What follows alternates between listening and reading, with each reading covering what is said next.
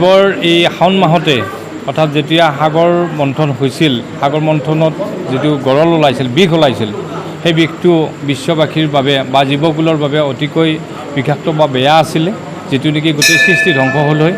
সেই সময়তে শিৱ বাবাই তেখেতে নিজে সেই বিষ পান কৰিছিল, যিটো আমি হলাহল বিষ বুলি কওঁ।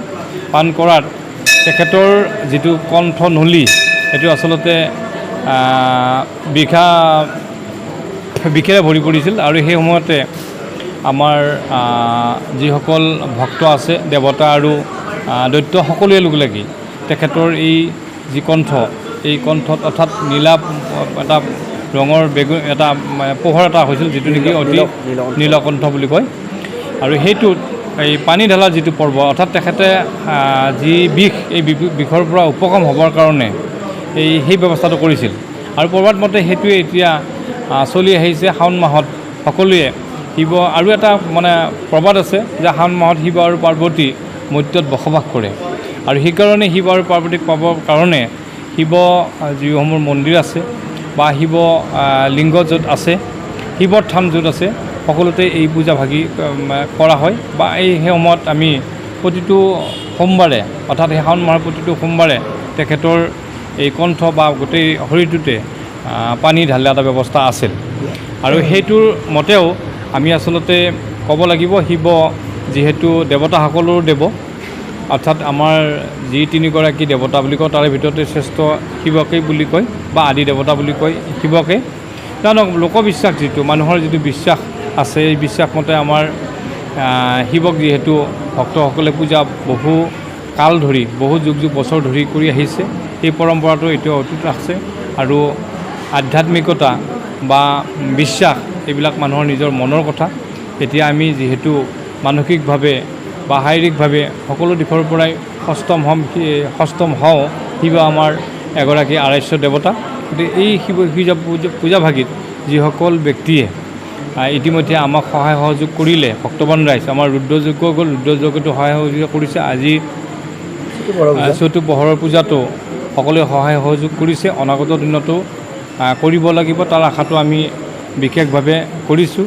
আৰু ভগৱান বাবাই যাতে গোটেই বিশ্বত এটা শান্তি বা আমাৰ যিবিলাক অসূয়া অমংগল বা বিপদ যিটো আমাৰ, সেই বিপদৰ পৰা উদ্ধাৰ কৰাৰ কাৰণে যিহেতু আমি ভগৱানৰ ওচৰত প্ৰাৰ্থনা জানো, আজিও সেই প্ৰাৰ্থনাটো কৰা হৈছে, অতিৰুদ্ৰযজ্ঞ কৰা হৈছে। অনাগত দিনতো আমাৰ এনেধৰণৰ পৰম্পৰাগতভাৱে পূজাভাগি চলি যাব। ইতিমধ্যে আমাৰ বাবাধাম সেৱা সমিতি, দৰং জিলা সমিতিৰ তৰফৰ পৰা বিভিন্ন মন্দিৰ বা শিৱ ভক্তসকলে আহ্বান জনোৱা আমাৰ দৃষ্টিগোচৰ হৈছে বা আমি সেই আহ্বানটো পাইছোঁ। আশা কৰোঁ এই বিশেষকৈ দৰঙত এই যি আমাৰ শিৱ পূজা বা ৰুদ্ৰযজ্ঞ, এইটো আমি সকলোৰে সহযোগত কৰি যাব পাৰিম। আজি ইয়াত দুনী অঞ্চলৰ মানুহ বিশেষভাৱে উপস্থিত আছে, দুনী বা মাহৰিপাৰা অঞ্চলৰ মানুহ, সকলোকে আমাৰ ফালৰ পৰা ধন্যবাদ আৰু কৃতজ্ঞতা জ্ঞাপন কৰিছোঁ।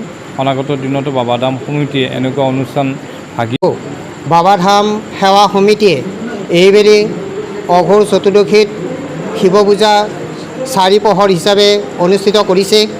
আৰু দৰং জিলাৰ সমূহ ভক্তপ্ৰাণ ৰাইজ আহি ইয়াত বাবাধাম সমিতিৰ যিসকল সদস্য আহি অংশগ্ৰহণ কৰিছে। লগতে ৰুদ্ৰেশ্বৰ দেৱালয় পৰিচালনা সমিতিৰ কৰ্মকৰ্তা, বিষয়ববীয়া আৰু আঞ্চলিক ৰাইজে তেখেতসকলক যিমান ধৰণে পাৰে সহায় সহযোগিতা আগবঢ়াইছে। আমি এই বাবাধাম সমিতিক এইবাৰ ৰুদ্ৰেশ্বৰ দেৱালয় পৰিচালনা সমিতিয়ে তেখেতসকলে আহি ইয়াত যিখিনি কাম কাজ ইতিমধ্যে সুচাৰুৰূপে পৰিচালনা কৰি আছে, আৰু চতুষ্পহৰৰ পূজালৈকে ইতিমধ্যে 3 পহৰৰ পূজা বাকী আছে। এই 3 পহৰৰ পূজাও নিশ্চয় সুকলমে পাৰ হ'ব বুলি আমি আশা ৰাখিছোঁ। আৰু তেখেতসকলৰ যি মহান উদ্দেশ্য, এই মহান উদ্দেশ্য নিশ্চয় আমাৰ মহাদেৱ সন্তুষ্ট হ'ব আৰু তেওঁলোকৰ আশা নিশ্চয় পূৰণ হ'ব।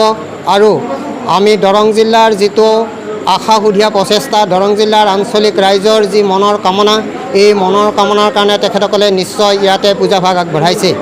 আৰু পৰৱৰ্তী সময়ত অসম ভিত্তিত নিশ্চয় এই পূজাভাগ আগবাঢ়ি যাব, তাকে আমি আশা ৰাখিছোঁ। যি বৰ্ণিল যাত্ৰা, আমি আজি 3য় বৰ্ষৰ শেষ দিন, আমি কাইলৈ 4ৰ্থ বৰ্ষত আমি ভৰি দিম। এই যোৱা বৰ্ষকেইটাত আমি শ্ৰী শ্ৰী মহাৰুদ্ৰযজ্ঞ, পৰৱৰ্তী পৰ্যায়ত অতিৰুদ্ৰ মহাযজ্ঞ, তাৰ লগত সংগতি ৰাখি আমি 4 পোহৰৰ পূজা আমি কৰি আহিছোঁ। বাবাধাম সেৱা সমিতিৰ উদ্দেশ্য আৰু লক্ষ্য এই দুটা খুব মহান বুলি আমাৰ ৰাইজে কয়, কিন্তু আমি ভাবোঁ যে চেষ্টা এটা কৰি চাইছোঁ যে আধ্যাত্মিক ধৰ্মীয় আৰু শিক্ষাৰ লগত সংগতি ৰাখি আমাৰ অনুষ্ঠানটিয়ে মানুহৰ মাজত সনাতনী যি শক্তি, যি মানে আমাৰ যি পৰম্পৰা তাৰ ৰক্ষাৰ কাৰণে এটা আমি প্ৰচেষ্টা হাতত লৈছোঁ। ইয়াতে আমি ৰাইজৰ যথেষ্ট উৎসাহ আমি দেখিছোঁ, ৰাইজৰ যথেষ্ট আদৰণি আমাক ৰাইজে জনাইছে। আমি এই চতুষ্পহৰৰ পূজা ঐতিহাসিক শ্ৰী শ্ৰী ৰুদ্ৰেশ্বৰ দেৱালয়ত আমি অনুষ্ঠিত কৰিবৰ কাৰণে আমি সন্মানীয় সম্পাদক মহোদয়ৰ লগত আমাৰ আলোচনা হৈছিল, আৰু তেখেতে আমাক খুব সহৃদয়তাৰে এই অনুষ্ঠানভাগী কৰাৰ কাৰণে আমাক আজিৰ এই মন্দিৰৰ এই গোটেই দেৱালয়খনিক আমাক অৰ্পণ কৰিছিল। আৰু আমি ইয়াৰ গোটেই আঞ্চলিক ৰাইজ বা আমাৰ বাবাধাম সেৱা সমিতিৰ গোটেই পৰিয়ালে লগ হৈ আজিৰ এই অনুষ্ঠানভাগী চতুষ্পহৰ পূজাভাগী আমি ইয়াত কৰিছোঁ।